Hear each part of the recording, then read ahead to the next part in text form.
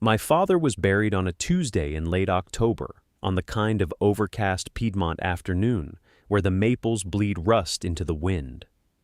The graveside was small, a handful of cousins, two old men in feed store caps, a pastor who had never been inside our house.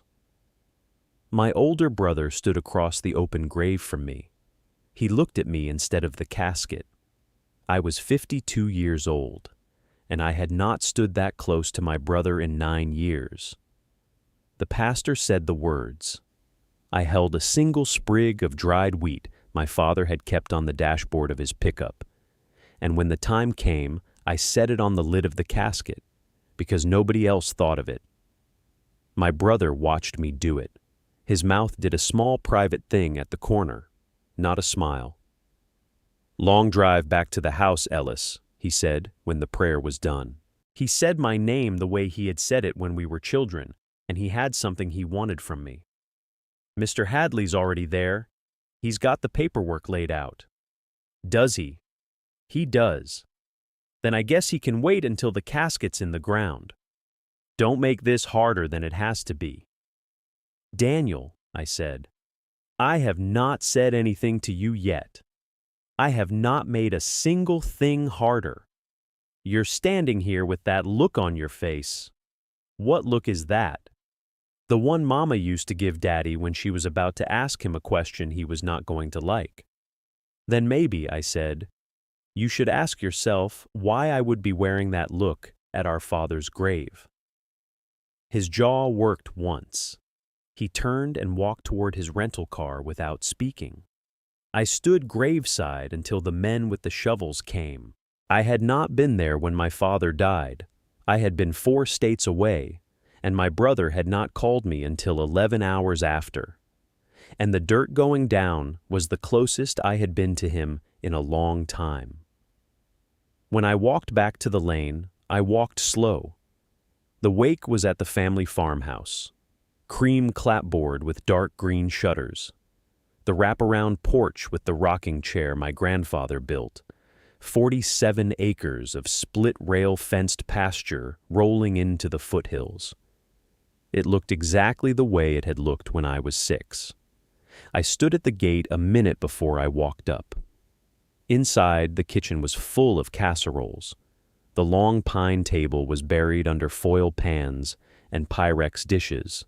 A coffee urn was burbling on the sideboard. A vase of tired, dried hydrangeas sat in the middle. Mr. Hadley was standing at the end of that table. He was 60 years old, 6 feet tall, in a navy 3-piece suit and a cream shirt with a maroon tie tied so neatly it could have been pinned. His silver hair was combed back. His gray eyes behind the tortoiseshell glasses were kind. I had known him my whole life. He had drawn up my mother's living will when I was 19. He had drawn up my father's first will in 1985, the year my brother turned 13 and I turned 11. He was the kind of country lawyer who still wrote thank you notes by hand and remembered the names of your dogs. "Ellis," he said softly when I came in. "Mr. Hadley, I am very sorry for your loss. He was a good man." "He was. May I have a moment of your time when you've had a chance to settle?" "You may have it now," I said, "if you would prefer." He looked at me for a beat, kind gray eyes behind the lenses, a careful read, and then he gestured me down to the end of the table, where a leather portfolio lay open on a corner of the wood. He had cleared a place for it in among the casseroles. A green bean dish had been pushed aside. A plate of deviled eggs had been moved.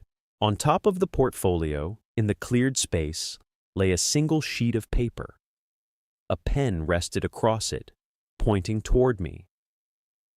"This is a release of further claim," Mr. Hadley said, and his voice was gentle, the way you speak to a horse that has been spooked.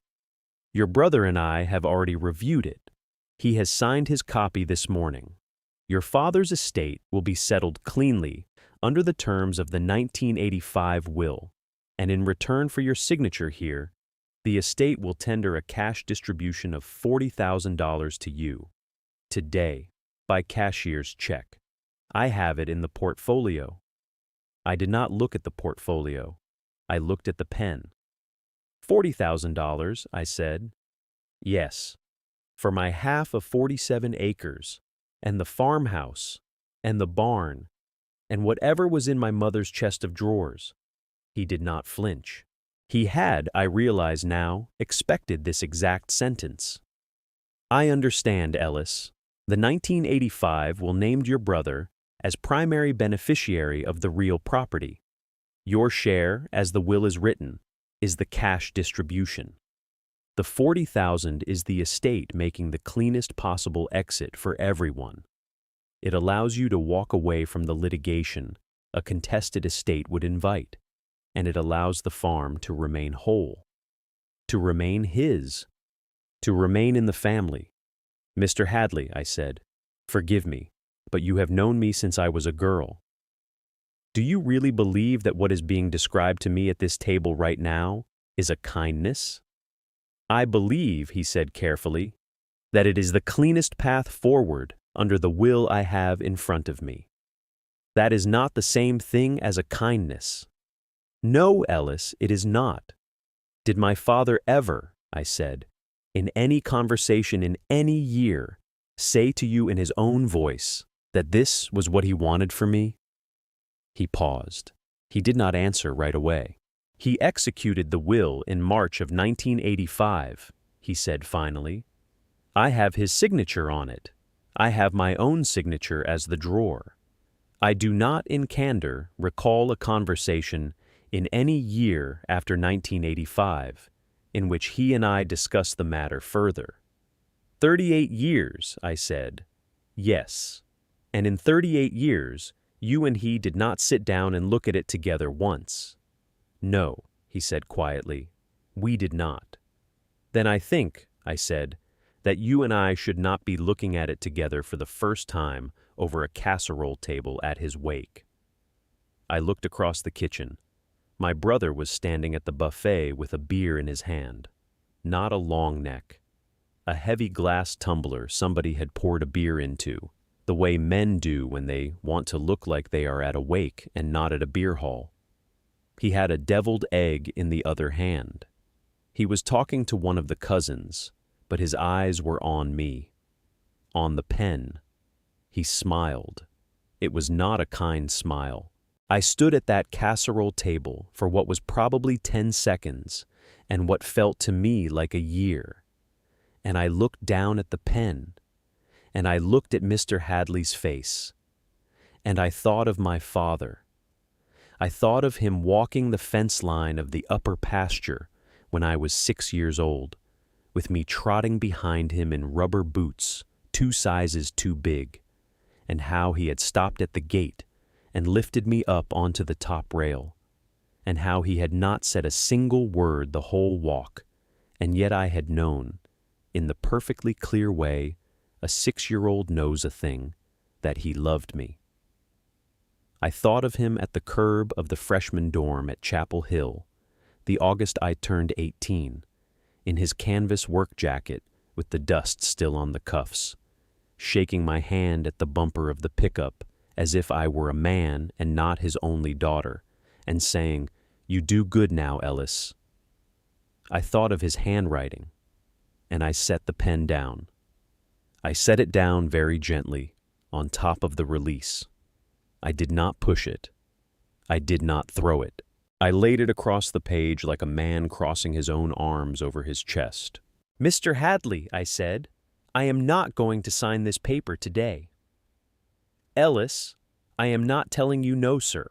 I am telling you not today. I have just buried my father. I am going to leave this house, and I am going to drive to my own bed. And when I have slept on this for some number of nights, I will call your office. Ellis, your brother will be very upset. I am sure he will. He has already retained me to expedite the release. Then unretain him, sir. Ellis, Mr. Hadley, you came to a wake with a check and a pen. I am not blaming you. You did your job the way you have done it for 40 years. But I am telling you plainly in this kitchen that I am not going to sign anything for any amount of money on the day my father is in the ground. Not for 40,000, not for 400,000, not today. All right, Ellis. Are you offended? No, ma'am, I am not. My brother will be. Yes. Mr. Hadley. Yes. If I do call your office, I am going to want to see the will. You have the right to see the will. All of it, sir. Not just the portion he read aloud to me last week on the telephone. All of it, as is your right. And I am going to want to see the file. Every document my father ever signed in your office. That is also your right, Ellis. I am going to want to see his file the way you would let a lawyer for a contesting heir see his file. I am going to want it that thorough. He looked at me for a long moment. All right, Ellis, I will pull the file. Thank you. My brother, I said, will do whatever he is going to do. He has been doing it his whole life. I picked up my coat off the chair. I picked up my purse. I did not look at my brother. I walked out of that kitchen, past the casseroles, past the deviled eggs, past the dried hydrangeas, and I walked out the front door of my father's house, and I stood on the wraparound porch in the late October air, and I breathed twice, and then I walked down the steps.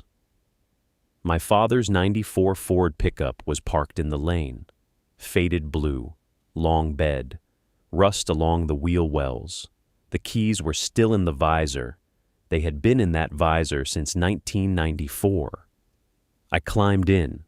The cab smelled the way the cab had always smelled, diesel and hay dust, and the cheap pine air freshener he had clipped to the vent in 2009 and never replaced. I sat behind the wheel for a long minute. I put my hands at 10 and 2 on the wheel, the way he had taught me. I did not start the engine right away. When I did, it caught on the second turn. I drove out the lane. I drove past the maples and the split-rail fence. I drove past the Methodist church my mother had been married in. I drove the 2-lane down through the foothills and out into the rolling pasture country, and I did not turn the radio on, and I did not cry, and I did not stop until I was on my own gravel driveway 40 miles away, in front of the small farmhouse my husband and I had bought 20 years ago and paid off with a high school teacher's salary and a rural mail carrier's salary and a great deal of patience. My husband was on the porch. He stood up when he saw the truck. Ellis, I didn't sign it. All right? Daniel was there. He'd already signed his. All right. Mr. Hadley had a check in his portfolio, $40,000. He had it ready to hand to me. All right, Ellis. I left them standing at the casserole table. That sounds about right. I drove home in Daddy's truck. He left the keys in the visor. He always did. I didn't sign it, Hank. You said that already, honey. I am saying it again because I do not entirely believe it yet. You did right, did I? You did. He came down off the porch. He put his arms around me. He did not say anything more for a long while. He had been a rural mail carrier for 31 years. He knew the value of not saying anything. I want to go back tomorrow, I said into his shoulder. Just for an hour. I want to go back to the house and I want to look at his things. All right, I'll drive you. No, I want to take his truck. You want to drive that truck 40 miles each way by yourself? Yes. All right, Ellis. You're not going to argue with me about it. No, ma'am, I am not. Why not? Because you have not asked me to argue with you about it. You have only told me what you are going to do. There is a difference, and I have been married to you long enough to know it. I smiled, very small, against his coat. Hank. Yes. Thank you. You're welcome. That night, I sat at our kitchen table with a cup of black coffee, and I tried to understand what my father had done. The 1985 will. I remembered the year. I had been 11. My brother had just turned 13. My mother had been alive then, and well, and the farm had been a working dairy, and the idea of who would inherit what had not been a question anyone in our house had spoken aloud. My father had been 45. He had drawn up that will the way a 45-year-old farmer draws up a will, to make sure the land stayed in one piece, to make sure the man who would run the dairy got the dairy. And in 1985, in our part of the country, the man who would run the dairy was the boy. I understood the 1985 will the way you understand a thing your father did when he was a different person than he later became. But my father had lived another 38 years after he wrote that will. My mother had died in 1996. He had buried her on a Saturday in April, and on the Monday after the funeral, he had called me long distance and said only, "Ellis, when you get a minute, come home." I had driven down that weekend. We had walked the upper pasture together, and at the back gate he had stopped and looked at me for a long time and said, "Your mama would want you to have her good things. The earrings, the pearls, that little gold cross. They're in her dresser. Take them." I had taken them. I had them still. He had said one more thing at that gate. "Ellis," he had said, "I'm going to talk to Mr. Hadley about some things. I want you looked after." I had not thought of that sentence in 27 years. I sat at my kitchen table at 11 o'clock at night, in October of the year I turned 52, and I thought of that sentence. And I thought about the pen on the casserole table, and I thought about my brother smiling across the room, and I drank the rest of the cold coffee. I went to bed at midnight. I did not sleep. In the morning, I got back into the '94 Ford, and I drove the 40 miles back to my father's farmhouse. My brother's rental car was gone. He had flown out, I assumed, after the wake. There was no one in the lane. The porch was empty. The dried hydrangeas were still in the kitchen window. I let myself in with the key from under the third porch slat, where it had lived since I was 8. The house was very quiet. I went up the narrow stairs. I went down the hall to my father's bedroom, the one he had shared with my mother before she died, and then alone for 27 years after. The bed was made. It was always made. He had been a man who made his bed at 5:30 in the morning his entire life. On the dresser was my father's wooden valet box. It was a thing my grandfather had made him as a wedding present in 1968. Walnut, hand-cut dovetails, a small hinge lid with a brass latch. He had kept it on his dresser my whole life. As a child, I had been allowed to look in it on Christmas Eve as a kind of game. There was always a peppermint in it, or a quarter, or a small tin medal he had won at the county fair when he was a boy. I went and stood in front of the dresser. I lifted the lid. Inside were the things a quiet man keeps in a wooden box: a pocket watch on a tarnished chain, a folded handkerchief that smelled faintly of the cedar he had always kept in his sock drawer, a small bundle of photographs held together with a rubber band, me at 6 on the top rail of the upper pasture gate, in the boots 2 sizes too big, a pair of cufflinks that had been my grandfather's, a buffalo nickel, and under the buffalo nickel, on a small worn leather fob, a single brass key. I did not know what it went to. I did not have to. I had grown up in this country. I had been a teller at the Farmers and Merchants Bank in town for 2 summers in college. I knew exactly the shape of that key. I knew the worn brass color of it. I knew the leather fob. I had handed out 100 of them across the counter when I was 19. It was a key to a safe deposit box. I sat down on the edge of my father's bed with the brass key in my hand, and I closed my fingers around it, and I bent forward over my own knees. And for the first time since the funeral, for the first time since the phone call 11 hours late, I cried. I cried hard. I cried the way you cry when you have been holding a thing in your chest for 9 years, and for a wake, and for a graveside, and for a man with a pen on a casserole table, and for a brother who smiled across a room, and the thing finally has somewhere to go. I cried into my hands until my hands were wet. When I sat back up, the late morning sun was coming in through the lace curtain my mother had hung in 1973, and the brass key was still in my palm, and the house was still quiet, and I knew, in a way that had no doubt in it at all, that my father had left me something. If this story is finding you tonight, take a moment to press the like button below. It helps us tell more like it. I put the key in the inside pocket of my denim jacket. I closed the valet box. I went down the stairs. I locked the front door behind me with the porch slat key. I climbed back into the '94 Ford, and I drove home.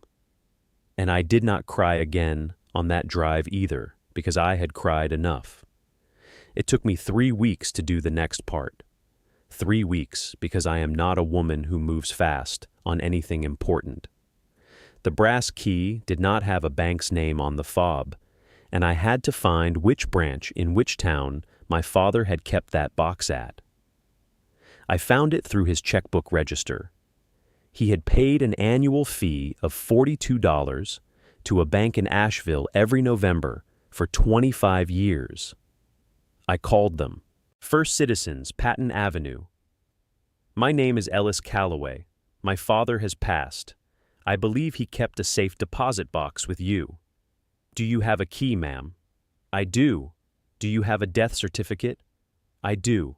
Then come in, ma'am. Bring both. What time? Tomorrow at 10. Thank you.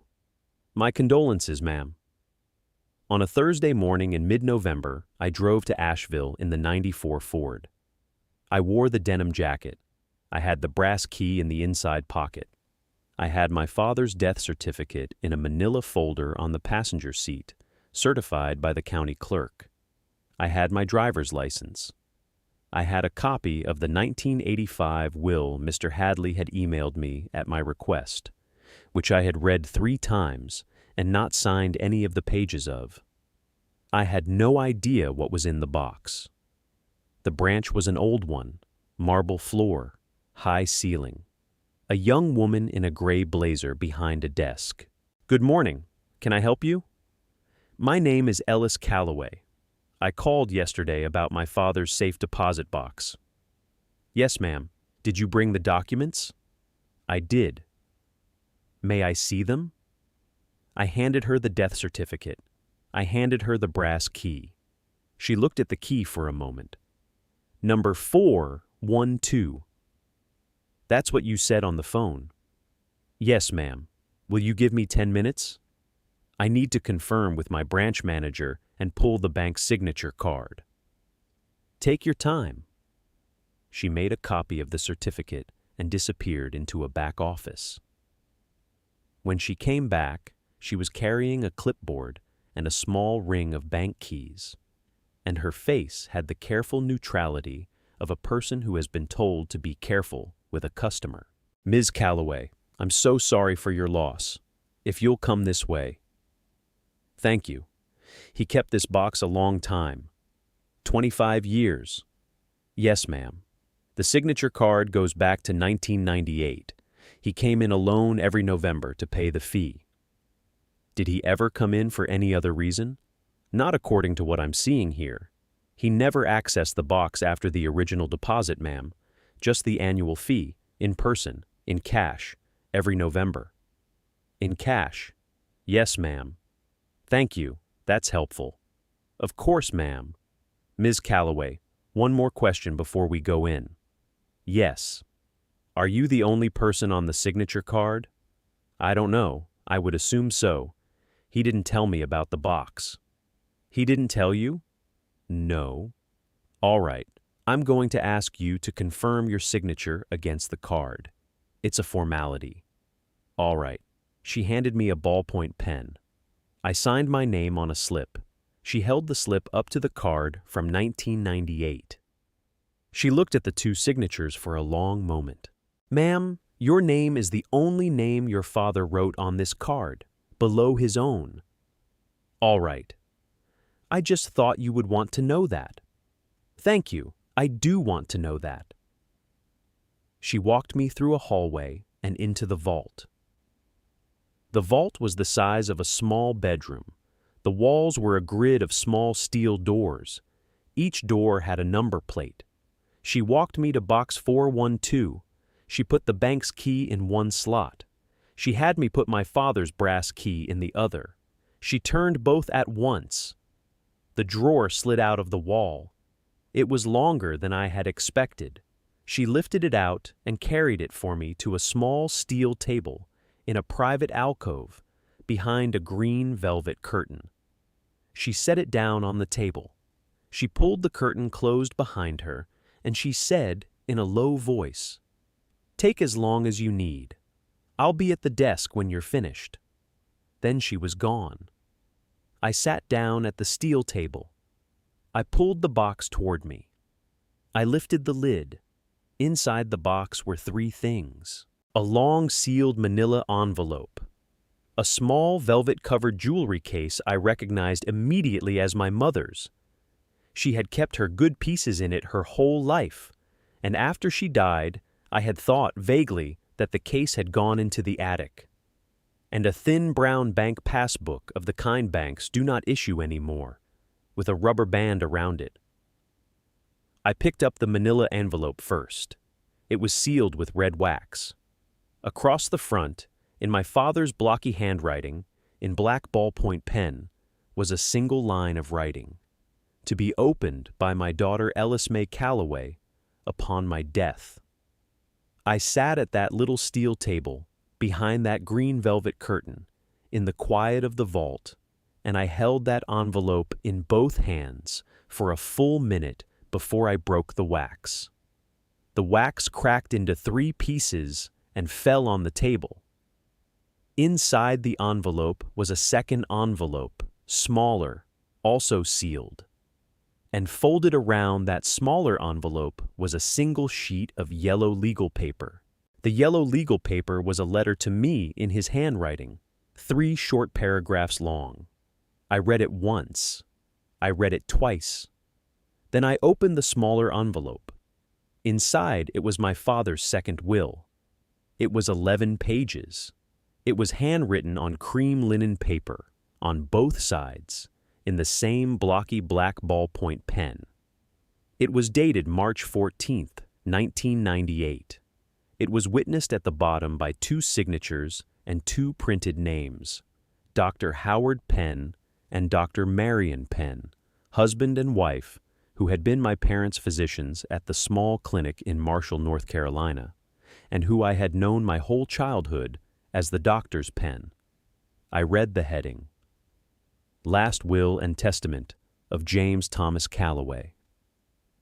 This document revokes in its entirety any prior will executed by me, including the will dated March 1985. I read the first article. I, James Thomas Calloway, of Madison County, North Carolina, being of sound mind and judgment, as attested below, do hereby leave the entirety of my real property, including the family farmhouse and 47 acres in Madison County, and the dairy barn and all outbuildings, to my daughter Ellis May Calloway, sole and absolute. I read it again. I read the second article. I leave to my daughter Ellis May Calloway the entirety of her late mother's estate jewelry, currently held in safekeeping at First Citizens Bank, Asheville, including the pearl necklace, the gold cross on its chain, the earrings of her grandmother, and the wedding ring of her mother. I read the third article.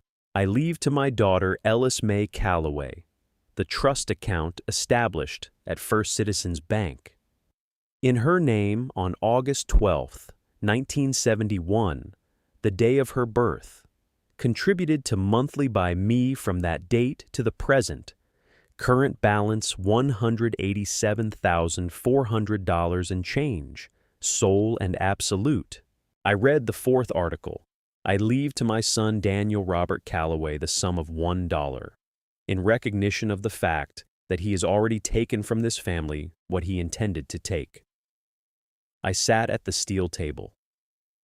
I did not move. I had not, in any of my 52 years on this earth, expected that fourth article.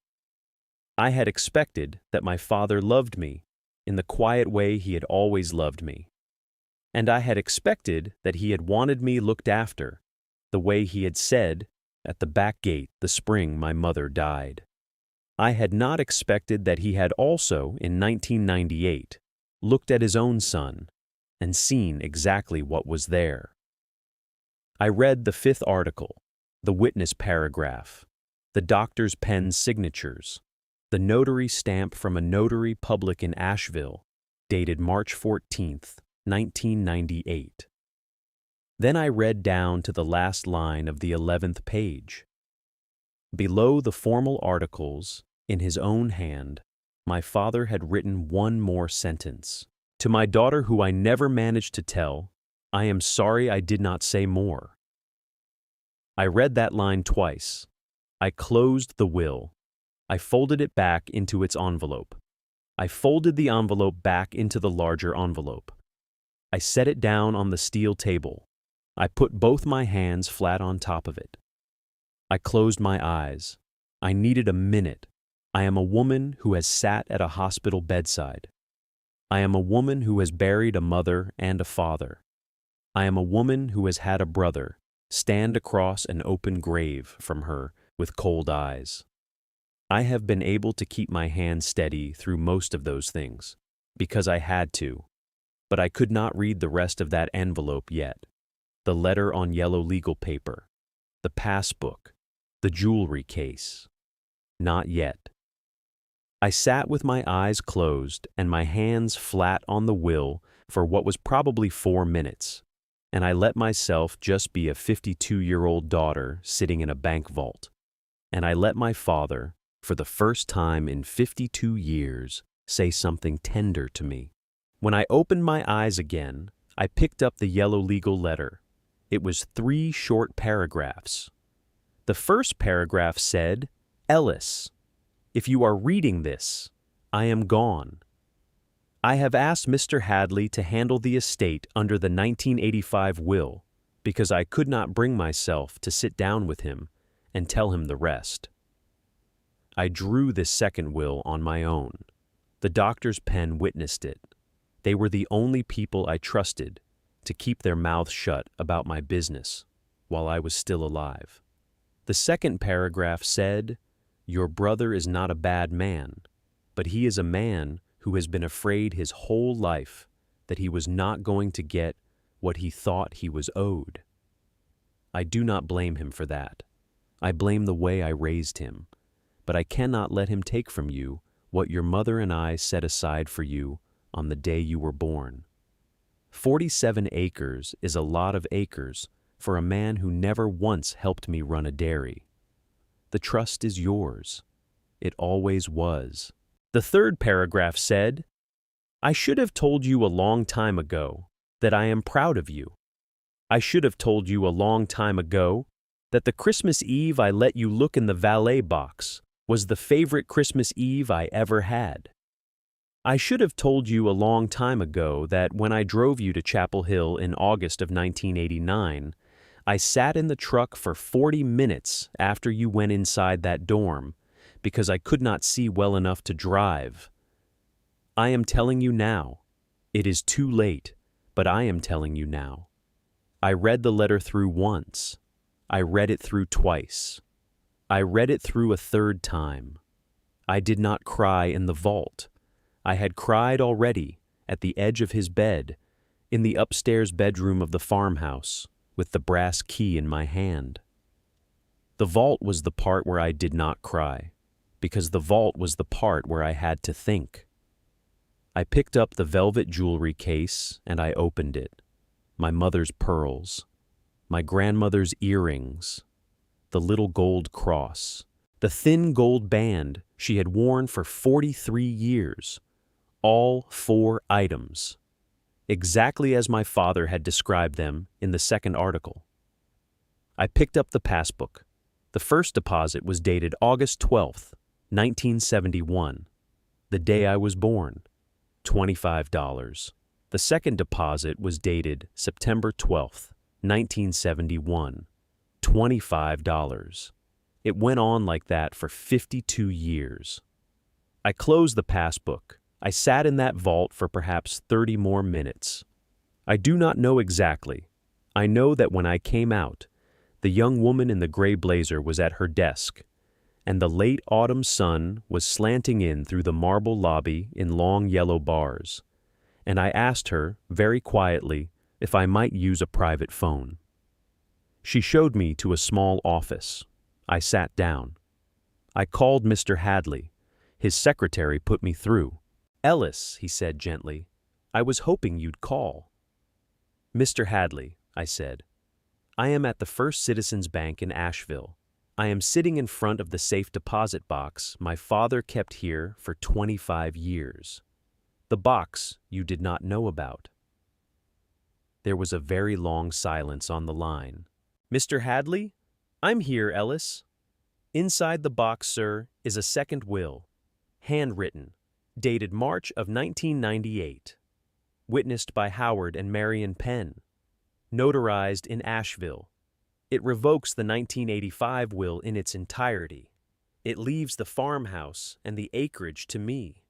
It leaves my mother's estate jewelry to me. It leaves a trust account I did not know existed, in my name, at this bank, with a balance of $187,000, also to me. It leaves my brother $1. Ellis, yes. Are you sitting down? I am, sir. Are you alone? I am alone. Read me the witness paragraph, Ellis. In the year of our Lord 1998, on this 14th day of March, the testator James Thomas Calloway has executed this will in our presence, of his own free will and without coercion, and being of sound mind and judgment, as established by our examination. This date, and we, the undersigned, have signed as witnesses, Howard A. Penn, M.D., Marion L. Penn, M.D. Read me the date again. March 14th, 1998, sir. 2 years after your mother passed. Yes, sir. And he had it notarized in Asheville. There is a stamp from a notary in Asheville, dated the same day. All right? The silence on the line was very long this time. When Mr. Hadley spoke again, his voice was very quiet. He did not sound like a 60-year-old country lawyer in a Navy three-piece suit. He sounded like a man who had just been told that something he thought he understood for 38 years he had not understood at all. Ellis, I will need to come to your father's house tomorrow morning. If that is acceptable to you, I would prefer to look at the document with you in the room. That is acceptable to me, sir. 8 o'clock? 8 o'clock. Ellis. Yes, sir. I want you to know that I had no knowledge of this document. Your father did not tell me. I know that, Mr. Hadley. I need you to know that. I do. Will you bring it with you tomorrow morning? I was planning to. I would also like to see the letter, the yellow legal pad letter you mentioned the day of the wake when I first asked you what you remembered of him. It is here in the box. I will bring it. Thank you, Ellis. Mr. Hadley. Yes. Do not bring my brother. I would not have. I know. We hung up. I drove the '94 Ford back from Asheville with the long manila envelope on the passenger seat where the death certificate had been, and the velvet case beside it, and the passbook on top of the case. I drove the speed limit. I did not turn the radio on. I noticed, somewhere on the long stretch outside Marshall, that I had been gripping the wheel hard enough that my knuckles were white, and I made myself loosen my hands. That night, I slept without dreams. The next morning, at 7:15, I was sitting at my father's kitchen table in the cream clapboard farmhouse, with the manila envelope and the second will laid out on the long pine boards, when Mr. Hadley's car came up the lane. I watched him through the window. He parked behind the '94 Ford. He sat in his car for what was probably 20 seconds before he got out, long enough for a man to gather himself. He came up the porch steps with the leather portfolio in his hand. He was wearing the navy three-piece. He had not changed it. He was wearing the same maroon tie. I let him in. He took off his hat. He was a man old enough to still wear a hat in November, and he set it on the sideboard, and he sat down across the pine table from me. I had set out 2 cups of coffee, black, the way my father had taken his. I had laid the 1985 will on the left side of the table.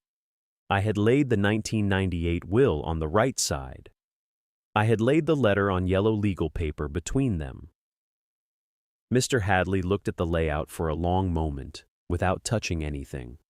Then he put his glasses on, the tortoiseshell ones, and he picked up the 1998 will, and he read it from the heading to the last line. He read it the way an old country lawyer reads a will, slowly, without comment. I watched his face. His face did not change very much, but his hands changed. By page 4, his hands were shaking, very slightly, in a way I do not think he was aware of. He finished the 11th page. He set the will down. He took off his glasses. He folded them. He put them in his breast pocket. Then he picked up the yellow legal letter, and he read that too. When he was done with the letter, he sat for perhaps a full minute with his hands folded on the pine table and his eyes on the wood between us. "Ellis," he said. "Yes, sir." "Your father trusted me with the first will. He did not trust me with the second. I think I understand now why." "Why, Mr. Hadley?" He looked up at me. His gray eyes behind the now removed glasses were wet. Not crying, wet the way an old man's eyes go wet when he is holding something back that is going to come out anyway. "Because in 1985, he said, your father came into my office on a Tuesday afternoon, and he sat in the chair across my desk, and he told me he was going to leave the farm to your brother. He told me that was how it was done. He told me that was how his daddy had done it, and his granddaddy had done it. I drew up the will the way he asked me to. I did not argue with him. I should have argued with him. Your mother was alive then. I should have asked your father what your mother thought. I did not. Mr. Hadley, let me finish, Ellis. I am old, and I would like to finish. All right. In 1998, 2 years after your mother passed, your father came back to my office. I remember the visit. He sat in the same chair. He did not have an appointment. He sat there for some long time, and he watched me through the window, and he did not say very much. Eventually, he asked me what it would take to redo a will. I told him the steps. I said I'd be glad to draw it up. He said he'd think on it. He left. He never came back. He did not come back to you, I said. No, he did not. He went home. He sat down at this kitchen table, I expect, and he wrote that document in his own hand, and he took it to the doctor's pen, and he had them witness it, and he drove it to a notary in Asheville, and he put it in a box at the bank in Asheville, where my office had no business knowing about it. He cut me out of it on purpose, Ellis, because he did not entirely trust me. Mr. Hadley, and I think he was right not to.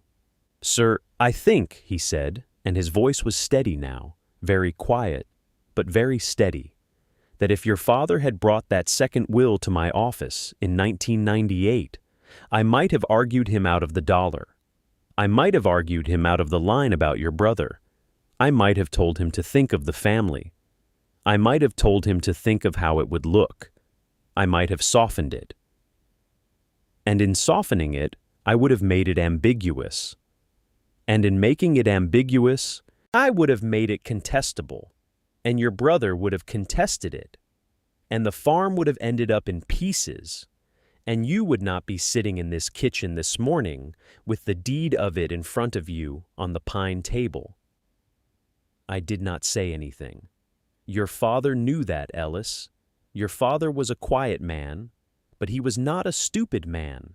He knew his lawyer better than his lawyer knew himself. He knew that I would have softened it to keep the peace. He did not want the peace. He wanted you to have the farm. He put his hands flat on the table. He looked me in the eye. I am sorry, he said. I have been your family's lawyer for 41 years, and I am sorry that I did not see this earlier. I am sorry that I came into this house yesterday with a release form and a $40,000 cashier's check and a pen, and that I asked you to sign your inheritance away on a casserole table. I am sorry that I let your brother set that meeting. I will spend the rest of my career trying to be worthy of the trust your father did not quite give me, and the trust you have somehow chosen to give me this morning by inviting me back into this kitchen. I did not say anything for a minute. Then I said, "Mr. Hadley, drink your coffee." He gave me a small, exhausted smile. He drank his coffee. "May I ask you a question, sir?" "You may ask me anything you like, Ellis." "Why did you come to the wake yourself?" "Because your brother asked me to." "Did he tell you that he had already signed his copy?" "He did." "Did he tell you that he had filed the 1985 will with the county the morning after our father died?" He set his cup down very slowly. "He did not. He filed it on a Friday morning, sir, before the funeral. I have the stamp from the clerk's office. Wanda told me yesterday on the phone." He closed his eyes for a moment behind the tortoiseshell glasses. "That is not a thing a grieving brother does, Mr. Hadley." "No," he said, "it is not. That is a thing a man does who is afraid the will is going to change, before anyone reads it carefully. Ellis, I am not asking you to agree with me. I am only telling you what I think I am looking at." He looked at me for a long moment. His gray eyes were tired. His hands were no longer shaking. "What you are looking at, Ellis," he said, "is what I should have been looking at on Friday afternoon when he walked into my office with that file-stamped will and asked me to expedite the release. And I was not looking at it. I was looking at the file stamp. I was looking at the dead man's signature. I was looking at a job I have done 600 times in this county. I was not looking at the brother. I am looking at him now. Thank you, sir. Do not thank me yet, Ellis." "Why not?" "Because I have not done anything yet. I have only seen." "Seeing," I said, "is the part most people skip." He drank his coffee again. "Your father," he said after a while, "would have liked the way you said that. He would not have said it himself. No, he would not. He would have thought it for 40 years, and then he would have written it on a piece of cream linen paper and put it in a box. That is exactly what he did. Yes, Ellis, it is exactly what he did." We sat with that for a minute. "Mr. Hadley." "Yes. Will you do something for me? Anything within my power. When you write to my brother, do not write to him as a lawyer. Write to him as a man who knew our father. Tell him what I am about to do. Tell him I am not going to sue him. Tell him I am not going to ask him for the money he has already spent. Tell him I am going to file the 1998 will, and the farm is going to come to me, and that is the end of the legal portion of this story. The rest of the story is between him and me, and he and I will work it out, or we will not. But you, sir, are not going to be in the middle of that. You have done enough this morning." "Ellis," he said, "I would be honored to write that letter." "Then please write it." "I will. And please do not put any softening in it. Do not say I send him my regards. I do not today. I will not soften it. Thank you." We sat at that table for 2 more hours. He took notes on a yellow pad. He told me what was going to happen next. He told me he would file the 1998 will with the Madison County Clerk of Court that afternoon. He told me he would write to my brother by certified mail by the end of the week. He told me that the 1985 will was, as a matter of black-letter law, dead on arrival the moment the 1998 will surfaced, witnessed and notarized as it was, and that any contest my brother attempted would not survive a single hearing. He told me the trust account was already mine in everything but signature, and that he could have it transferred into my name in 3 business days. He told me one more thing, near the end, while we were standing on the wraparound porch. "Ellis," he said, "when you go to the courthouse to sign the deed transfer, I would like to walk in there with you." "Why?" "Because I would like the county clerk to see, with her own eyes, that James Calloway's lawyer is walking his daughter into that courthouse. I would like to make sure no one in this county misunderstands what happened here." I looked at him for a long time. I said, 8 o'clock Monday morning. 8 o'clock Monday morning. He went down the porch steps. He got into his car. He drove down the lane and out the gate and away through the maples. I stood on the porch and I watched him go. I stayed in the farmhouse alone that weekend. I slept in my old room. I made coffee in my mother's percolator.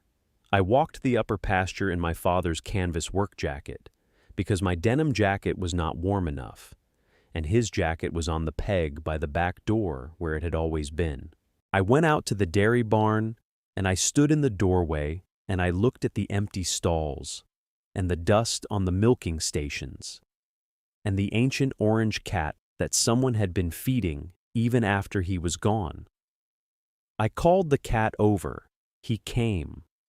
I sat down on a hay bale with him in my lap, and I sat there for a long time, and I scratched behind his ears the way my father would have, and I thought about the line.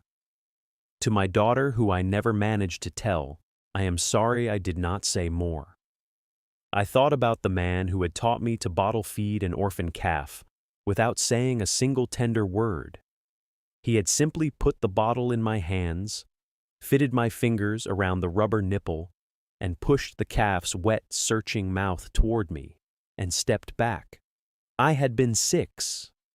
I had not understood then that being trusted to do a thing was its own kind of love. I thought about the man who had shaken my hand at the curb of Chapel Hill in August of 1989. I had been hurt by that handshake at the time. I had gone up to my dorm room and I had cried for a long while because my father had not hugged me. I had not known then that he had sat in the truck for 40 minutes afterward because his eyes had gone too wet to drive. I thought about the man who had written in his own hand, on cream linen paper, in March of 1998, 2 years after burying my mother, the words, "I am sorry I did not say more." He had said more in the end. He had said it in a way that could not be taken back, and could not be misunderstood, and could not be softened by his lawyer. He had said it with his land. I sat on the hay bale with the orange cat for a long, quiet hour. Then I went back into the kitchen and I made another pot of coffee. On Monday morning at 8 o'clock, Mr. Hadley walked into the Madison County Courthouse with me. The clerk's name was Wanda. She had known my mother.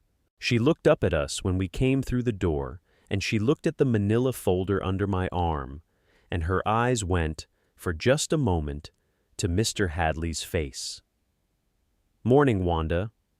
"Morning, Mr. Hadley." "Morning, Ellis. I am sorry about your daddy." "Thank you, Wanda. What can I do for the two of you this morning?" "We are filing a will." "I have one on file already, Mr. Hadley. Filed Friday morning by Daniel Calloway. Dated 1985. "Yes, ma'am. I am aware. We are filing the one that supersedes it. There is another one." "There is, Wanda." "All right. Dated March 14th, 1998. Witnessed by Howard and Marion Penn. Notarized in Asheville." "All right, Mr. Hadley. May I see it?" I slid the manila folder across the counter to her. She opened it. She put on a pair of half-moon reading glasses. She read the heading. She read the first article. She read down to the witness paragraph. She looked up. "Howard and Marion Penn," she said. "Both." "Yes, ma'am. I trust those two signatures more than I trust most things in this courthouse, Ellis." "Yes, ma'am. Well." She took the glasses off. She set them on the counter. "This document supersedes the prior will as a matter of black-letter law. I am going to file it in the order it was drawn, which is to say, this one is going on top." "Yes, ma'am." "Will there be a contest?" "There will not, Wanda." "Are you sure of that, Ellis?" "I am sure of it, ma'am." "All right, then." She stamped the documents. She filed them. She handed me a copy of the recorded deed. She held it for a half-second longer than she had to, before she let it go. "Ellis." "Yes, Wanda." "Your mama would be proud of you this morning." "Thank you, Wanda." "Don't thank me. I am just the woman who stamps the paper. Your mama would be proud of you this morning. I just wanted you to know that." I walked out of that courthouse at 9:15 with the deed to my father's farmhouse and 47 acres in my hand, and the trust account in my name, and my mother's pearls in a velvet case in my purse, and the sealed second will on file at the county clerk's office for any human being on God's earth to inspect. My brother was served by certified mail on Wednesday. He called on Thursday. I let it go to voicemail. He did not leave a message that first time. He called again on Friday. He did not leave a message that time either. He called again on Saturday morning. That time, he left a message. I listened to it sitting at my own kitchen table, with my husband at the other end of it, drinking coffee and watching me without comment. The message said, "Ellis, it's Daniel. Mr. Hadley sent me a letter. I would like to talk. Please call me when you get a chance." I listened to it twice. I did not call him back that day. I did not call him back the next week. In December, I sat down and I wrote him a letter, by hand, on a piece of cream stationery. The letter was 3 short paragraphs. The first paragraph said, "Daniel, I have spent some time thinking about how to write to you. I do not know yet if I am going to send this letter. I am writing it anyway." The second paragraph said, "Our father left a second will in a box at a bank in Asheville. He did not show that will to Mr. Hadley. He did not show it to me either. He showed it to 2 doctors and a notary in 1998, and then he put it in a box and he left it there for 25 years. I do not know why he did not tell either of us he had done it. I have a theory. My theory is that he was a man who could not say a tender thing out loud, and who hoped that a piece of paper would say it for him after he was gone." The third paragraph said, "I am not going to fight you in court. There is nothing for you to fight, and I think we both know that. What I am going to ask of you is that you do not, in whatever years we have left, tell our children or anyone else in this family the version of this story that you have been telling yourself. Tell them the true one. Tell them our Father loved both of us in the only ways he knew how, and that he was sorry for what he had not said, and that he did the best he could in the end. I will tell them the same. If you can do that, I will pick up the next time you call. I signed it, Ellis. I put it in an envelope. I held the envelope for 2 days. On the 3rd day, I drove to the post office in town, and I mailed it. I did not hear back from him for 6 weeks. Then, on a Saturday morning in late January, the phone rang. I picked it up. "Ellis," he said. "Daniel." There was a long pause. I could hear him breathing. "I got your letter. I figured." Another pause. "Ellis," he said. His voice was different than I had ever heard it. It was a voice with a crack in it. It was the voice of a 54-year-old man who had spent his entire life being afraid he was not going to get what he thought he was owed, and had finally, perhaps for the first time, been told plainly that he was not. "I am sorry." "All right, Daniel. I read the letter you sent. I read it about 30 times. You only need to read it once. I needed to read it 30 times. "All right, then. He never told me, Ellis." "Told you what?" That he had set anything aside for you. The trust, the farm, any of it. He never told me he had a second will." "He didn't tell me either, Daniel." "I know. I read that part. About the bank and the doctors." "All right. Ellis, I want you to know something. I want you to know that I did not go to Mr. Hadley's office on the Friday after Daddy died because I was trying to cheat you. Daniel, let me say it. I went because I was scared. I was scared he had changed something at the end. I was scared there was something I did not know about. And I thought if I got the 1985 in front of Mr. Hadley fast enough, none of those things could come up." "That is the same thing as cheating me, Daniel." There was a long silence. "Yes," he said finally. "It is. I see that. I see it now. I did not see it then." "All right. Ellis, I don't want to be the man you are making me apologize for being right now. Then stop being him. I am trying. I know you are. That is why I picked up the phone." "Did you?" "I did. The first 3 times you called, I did not. This time I did." "Why?" "Because I read your card from Easter, the one where you said you were not ready and you were working on it.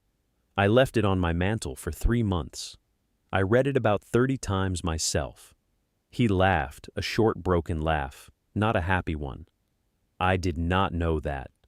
"You did not need to. What do we do now, Ellis? We do not do anything fast. We do nothing at all this year that we cannot also do next year. You do not come to the farm yet.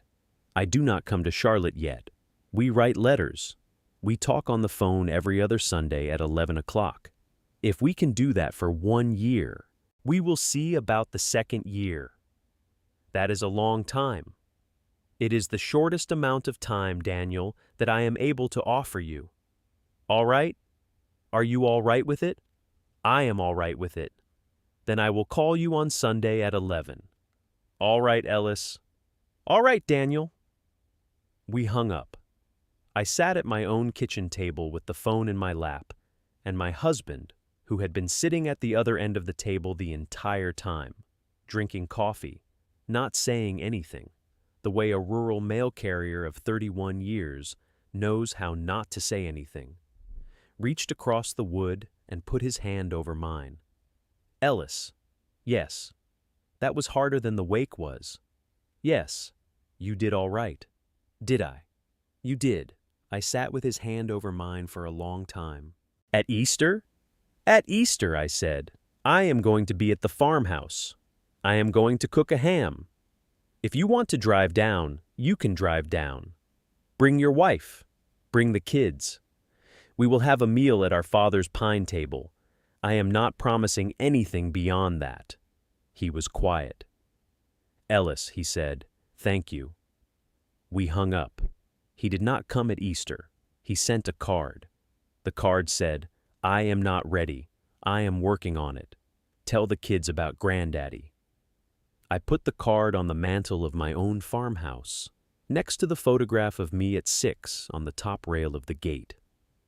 We did the Sunday calls, 11 o'clock every other week, the way I had said. The first call he asked, "Is this a good time?" "It is the time we agreed on, Daniel." "All right, I just wanted to ask." The second call he said, "I told my kids." "Told them what?" "That Daddy left the farm to you, that I had not done right, that you had been more patient with me than I had been with you." "All right." "Was that all right?" "That was all right, Daniel. They asked when they could come see the farm. They can come whenever they would like. With me or without. Either way." "All right." The fourth call he said, "I went and saw Mr. Hadley." "Did you?" "He retired in March. I went to his house. I took him a bottle of his favorite bourbon." "What did the two of you talk about?" "I told him I was sorry I had pushed him to expedite the release. He said he was sorry he had let himself be pushed." We sat on his porch for an hour. We did not say very much else. It was the longest I had ever sat with that man without him talking. "Ellis, I thought you would want to know." "Thank you, Daniel." "All right." A year passed. If you have ever loved a parent the world misjudged, if you have ever sat at a kitchen table with two wills in front of you and known, finally, what you were worth to a man who did not know how to say it, subscribe to the sealed deed. We tell these stories because some sealed truths only surface when someone stays quiet long enough to hear them. 1 year to the day after my father's funeral, I walked the family farm at dawn. I had on the faded denim jacket. I had on the dark blue jeans and the brown leather work boots. I had my mother's silver wedding band on a chain at my throat, the way I had taken to wearing it. The October air was the same dry, clean, rust and gold cold it had been the morning we buried him. I walked from the back porch down across the kitchen yard. I went through the gate of the lower pasture. I walked the fence line along the edge of the upper pasture, the way my father had walked it the morning I was 6, and the morning my mother died, and 1,000 mornings in between. The '94 Ford was parked at the far gate. I had driven it down at 5 in the morning. I had wanted to walk back up to the house at sunrise. I walked slow. The maples were turning again. The air smelled the way it had always smelled. The orange cat, I had taken to calling him Mr. because he had not had a name, followed me at a respectful distance, the way a barn cat follows a person it has decided to trust. I came up to the back gate. I stopped at the top rail. I put my hand on the rail. The wood was cold under my palm. The same wood my father had set into the post in 1979, the year I was 8. I had watched him do it. He had not let me help. He had handed me the metal water jug and told me to hold it for him, and that was all the help I had been allowed to give. I had been proud of the water jug. I had stood there with the jug in both hands for 20 minutes while he worked, and I had not asked him to let me do more because I had understood, at 8, that holding the jug was the part he had given me, and that he had given it to me on purpose. I ran my thumb along the grain of the rail. The orange cat sat down beside my boot. He pressed the side of his face against my ankle. I bent down and I scratched behind his ears. "Mister," I said quietly, "we are still here." The cat closed his eyes. He leaned the full weight of his small ginger head against my boot. the way an old barn cat leans on a person it has decided is going to stay. I scratched the underside of his chin. He began, almost reluctantly, to purr. "Yes," I said, "I know." I thought about my brother, who was somewhere in Charlotte, with his wife and his children, working on something he did not yet know how to finish. I did not hate him. I never had. I had been angry and I had been hurt, but I had not hated him. He was a man who had been afraid his whole life that he was not going to get what he thought he was owed. And he had finally been told, on cream linen paper, in our father's blocky black ballpoint hand, that he was not. He would either learn to live with that or he would not. That was no longer mine to carry. I thought about Mr. Hadley, who had retired in March and who had sent me, on the morning of his retirement, a single handwritten note that said only, "Thank you for letting me finish well." I thought about my father. I thought about him standing where I was standing, on a morning 50 years ago, with a 6-year-old girl in oversized rubber boots beside him. And I thought about him not saying anything, because he did not know how. And I thought about him sitting at his pine kitchen table on a March afternoon in 1998, 2 years after burying his wife, and writing in his own steady hand the words, "I am sorry I did not say more." He had said more, in the only way he could. I stood at the back gate of the upper pasture in the rust and gold light, with my hand on the top rail and the wedding band cold against my collarbone, and the pickup truck parked in the deep distance, and the family farmhouse waiting up the lane with a single warm amber light burning in an upstairs window. And I let my father be the man he had been. He had loved me. He had not known how to say it. In the end, he had said it anyway.